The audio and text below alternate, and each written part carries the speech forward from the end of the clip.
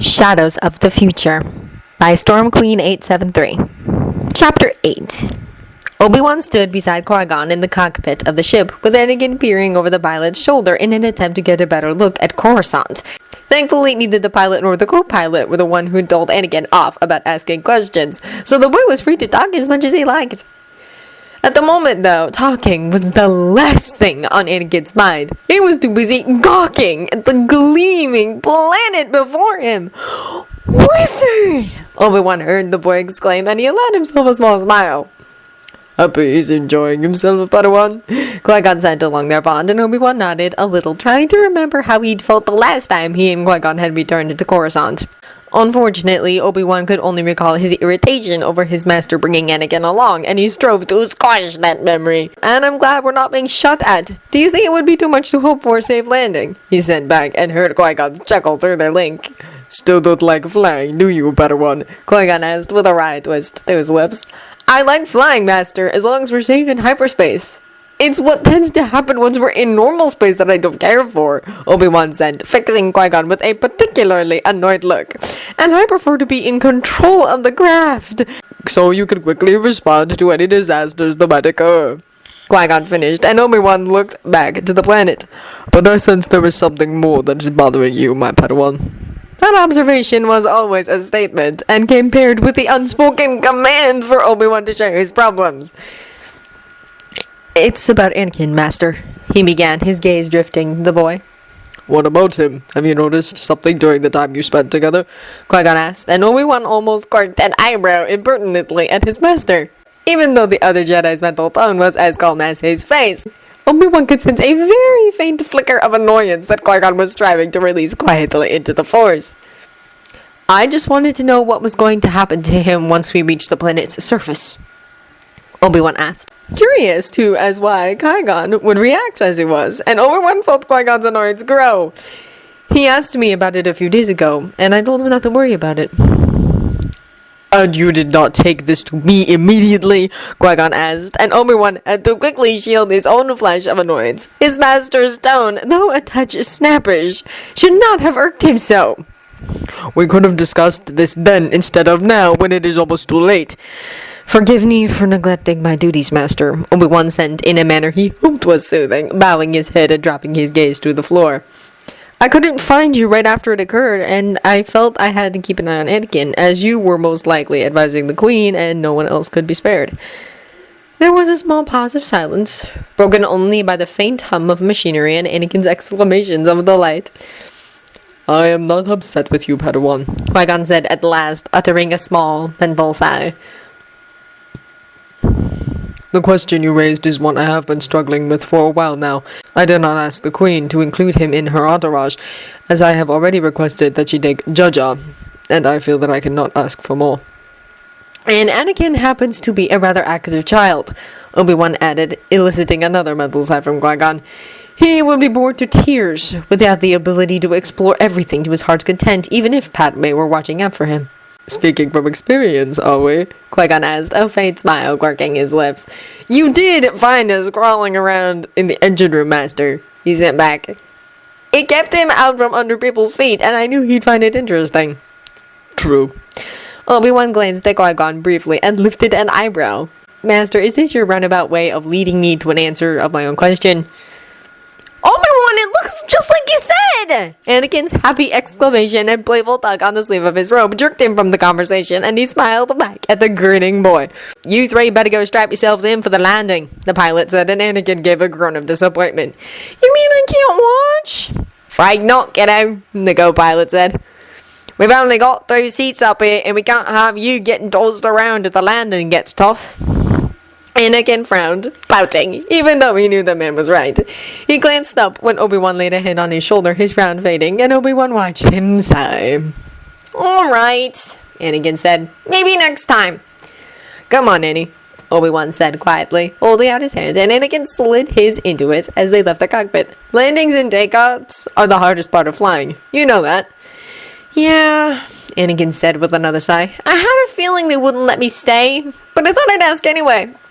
Obi-Wan squeezed his hand as they reached their seats, and blinked when he heard Qui-Gon clear his throat over the link. You were saying something before we were interrupted, Padawan? Qui-Gon said, and Obi-Wan smirked a little. You want me to offer to watch out for Anakin while we're here? He said back, no question present in his mental tone, and he watched as Qui-Gon's eyebrows quirked slightly.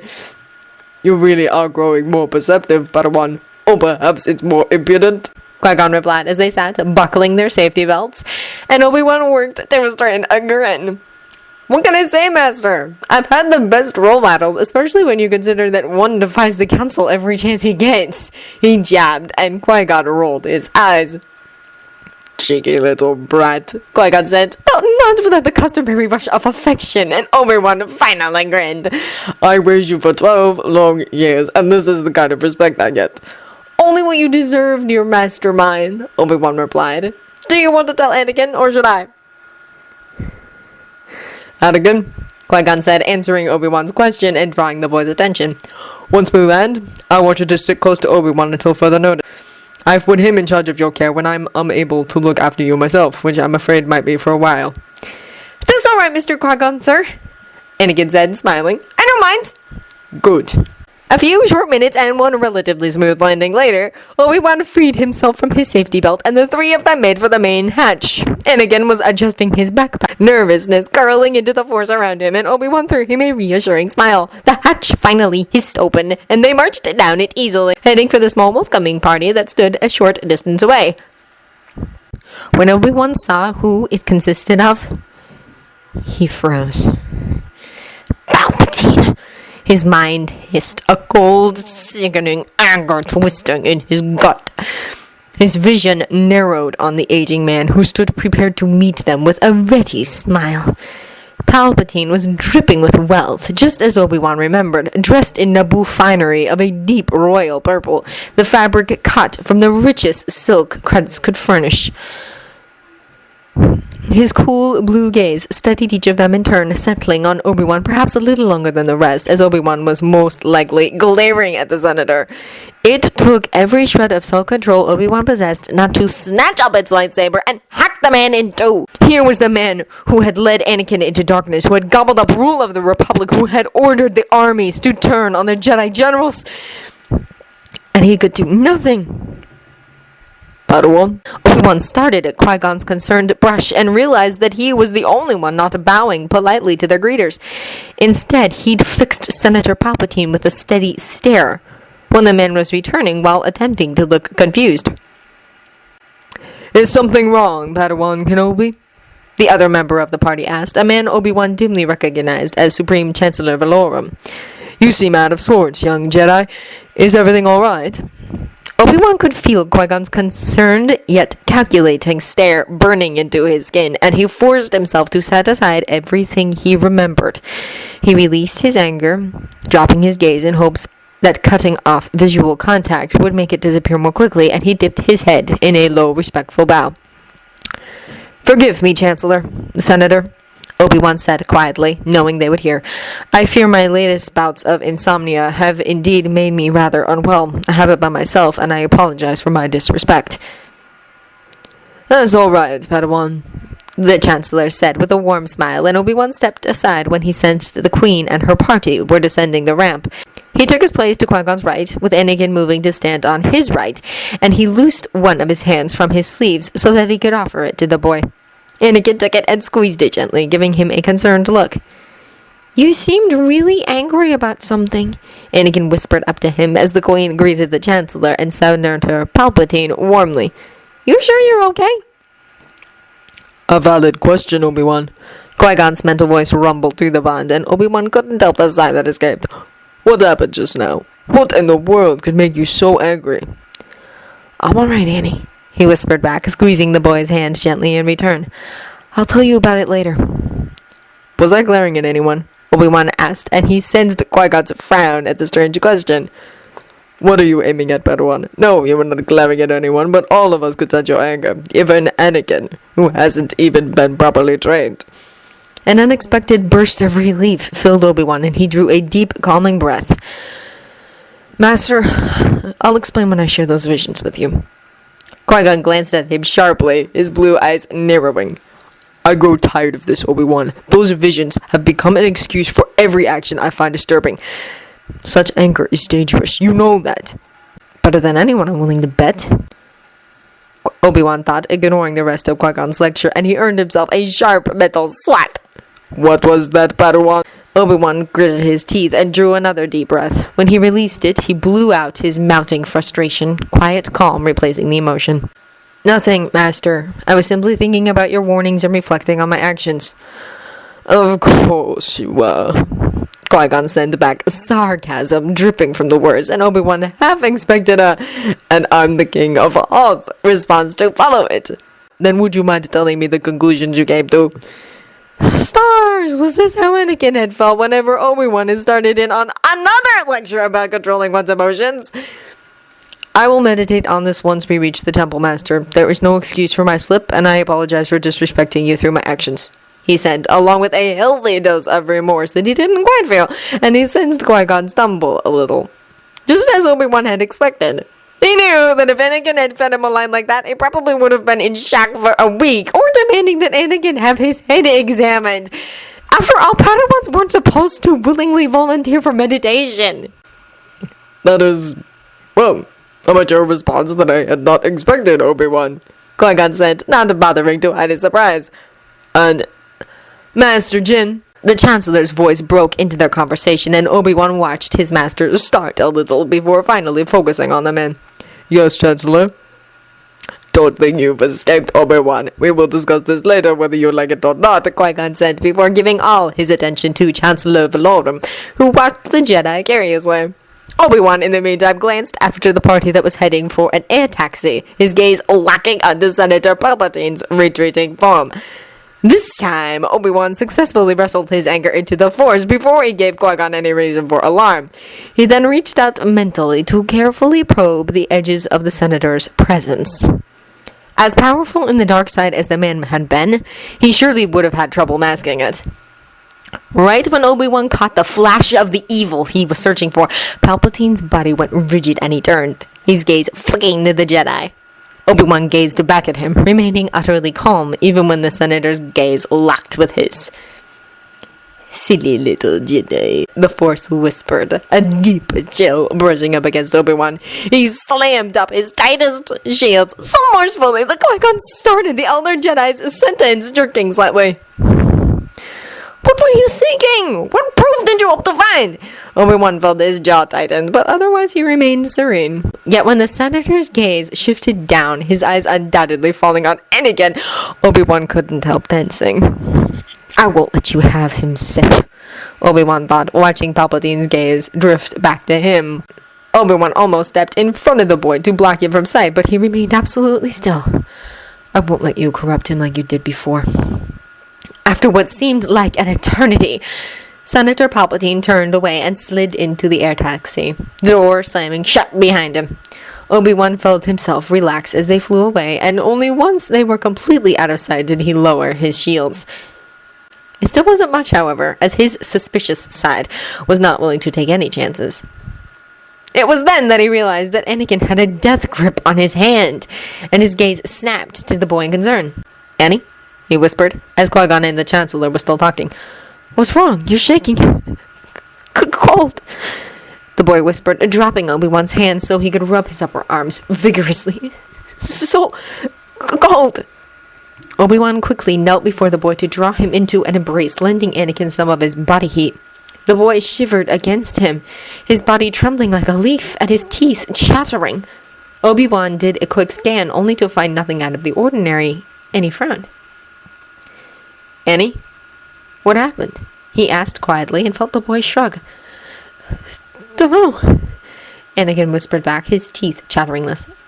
I felt something. Can't explain it. This dark feeling touched me. Palpatine must have done something, Obi-Wan thought, shutting his eyes and opening himself to the Force. He let it flood his body, and then he gently reached out for Anakin's brilliant presence, brushing away any residue of the darkness. They seemed to hiss when he touched them, crumbling to ash when faced with the light. Better?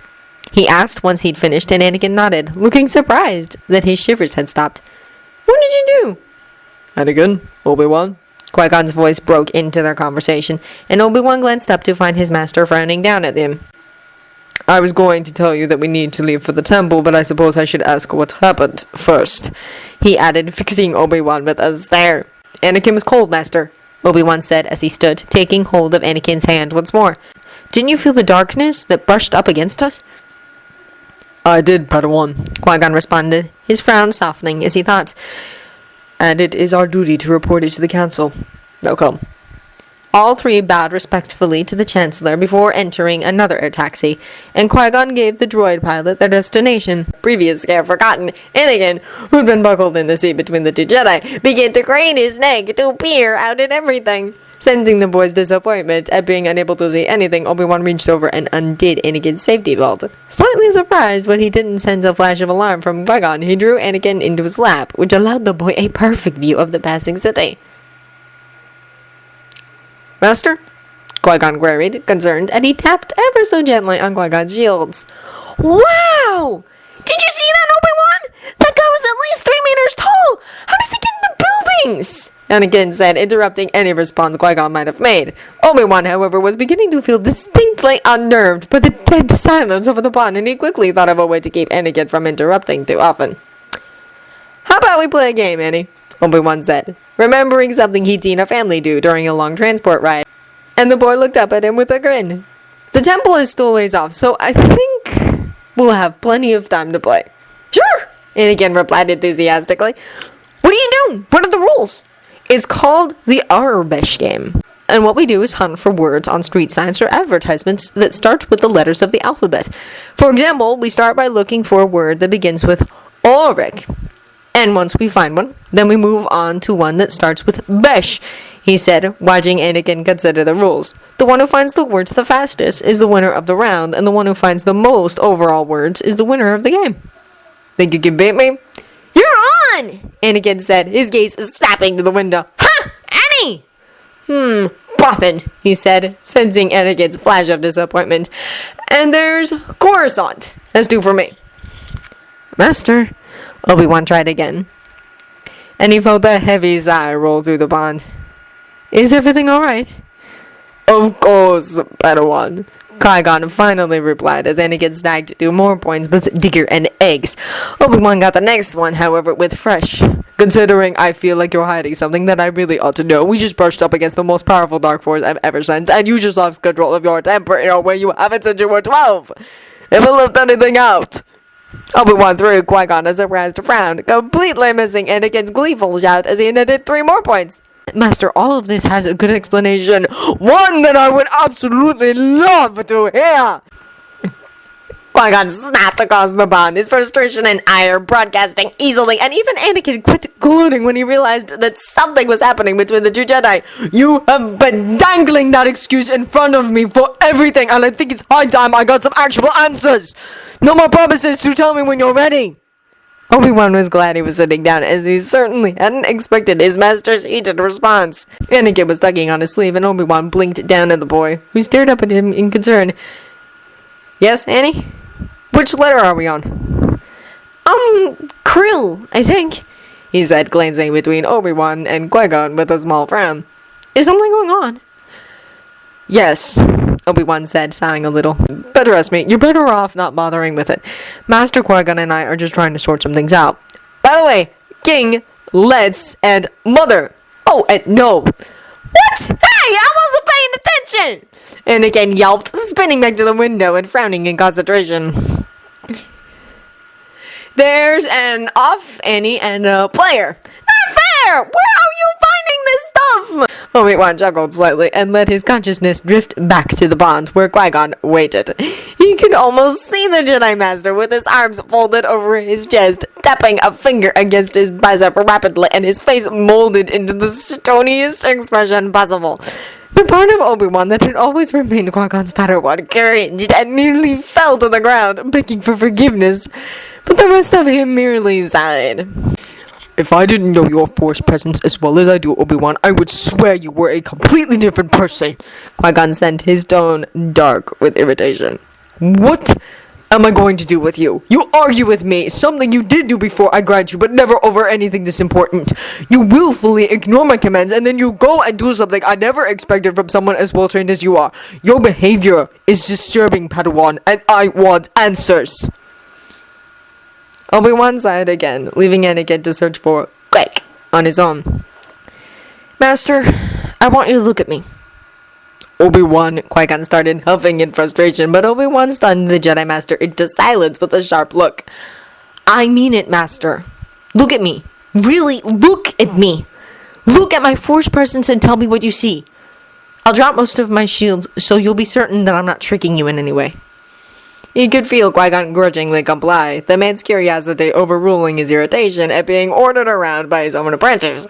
Obi-Wan lowered as many of his shields as he dared, including the blocks he'd put up to make his presence appear as it had when he'd been 25, and he felt Qui-Gon start poking at him. At first, it was an unmistakably sullen touch. But then he sensed the Jedi Master draw himself up sharply, his physical gaze snapping to Obi-Wan. This is impossible, Qui-Gon said, and Obi-Wan met his gaze steadily. He could feel fear flickering behind his master's shields, Qui-Gon's eyes darkening to a midnight hue, and Obi-Wan shook his head. Have I ever lied to you? Would the Force lie to you? He said, and watched Qui-Gon sink into the cushions of the seat, his knuckles whitening as he clenched his fists. It's the truth, and you know it. You can feel it. Qui-Gon shut his eyes then, and when he reopened them, his gaze fell on Anakin, who was practically sitting on Obi-Wan's knees in his attempt to find a word that started with "quick" first. Obi-Wan could feel the gears turning in his master's head, and when Qui-Gon lifted his eyes to meet Obi-Wan's, there was a sad gleam to them. He was your Padawan in the visions, wasn't he? Obi-Wan didn't answer, merely letting Qui-Gon probe him for any reaction. Obi-Wan kept himself blank, hiding any shudders the statement invoked behind the thickest shielding he could muster. What happened to him? Why didn't I train him as I... Obi-Wan watched realization flicker across Qui-Gon's face as he put the pieces together and then shut his eyes again. I'll tell you everything, Master, once the Council decides Anakin's fate, Obi-Wan said. When are they going to meet with him? Qui-Gon sighed and thought for a moment. Tomorrow, at the earliest. Our meeting with them isn't for another 5 hours, which was the fastest they could see us. I plan to tell them of Anakin and the warrior we faced then. What about that presence a little bit ago? And what are you going to say about my visions? Obi-Wan asked as the air taxi turned a corner and his heart leapt to his throat. There, at the end of the skyline, was the Jedi Temple, its 5 spires gleaming in the Coruscant sun. It was exactly how he remembered. The damage wrought by the clone troops gone, and it was beautiful once more. I'll be reporting on the presence, certainly. But I have no idea what to say about your visions, so I planned to meditate on it during the break. Qui-Gon replied as Anakin gasped. Is that the Jedi Temple? He whispered to Obi-Wan, who nodded. It's incredible! Welcome to my home, Annie, Obi-Wan whispered back, and Anakin pressed his face against the transparent steel, trying to get the best possible look at the temple. And hopefully my new home, Anakin said, and Obi-Wan unconsciously tightened his arms around the boy. What are you going to do with the break, Padawan? Qui-Gon asked, his tone forced to be as nonchalant as possible. And Obi-Wan could sense he was struggling to mend the chasm that somehow had opened up between them. Part of Obi-Wan broke at the sensation, and he reached out to his master, trying to convey how deeply he regretted having to hide everything from him. He felt Qui-Gon sigh in response, but the man sent back a gentle reassurance. Master, if you knew what I saw, nothing would be objective to you anymore, he said, feeling Qui-Gon mull that piece of information over. That's why I asked you at least to wait until after the Council has given its final say on Anakin. Then we can put what the visions showed me to good use. Qui-Gon glanced up sharply, his gaze narrowing as he scrutinized his apprentice. You saw him turn, didn't you? I said I'd tell you once the Council has given their say. Obi-Wan said, and much to the annoyance of his master, he remained utterly blank as he met Qui-Gon's stare. As for my answer to your first question, I was planning on taking Anakin for some sightseeing. That way, if the council decides not to train him, he won't regret not seeing some of Coruscant, and he won't have gotten too attached to the idea of living at the temple. That sounds like an excellent idea, Padawan. Qui-Gon replied, and Obi-Wan could sense his master's surprise. He wasn't able to figure out over what, however, because Anakin's happy shout jolted them from their thoughts. "We landed!" Anakin cried, bouncing up and down in excitement on Obi-Wan's legs. They pulled up to the temple, and Anakin was the first one out, hopping out onto the landing pad. Obi-Wan followed, Anakin's pack in hand. "This is great!" Anakin said as Qui-Gon paid their fare and exited. Obi-Wan watched the air taxi fly off, his eyes sweeping across the both familiar and unfamiliar skyline, noting several differences between the one he remembered and the one he saw before him. Had things begun to change already? "Obi-Wan, are you coming?"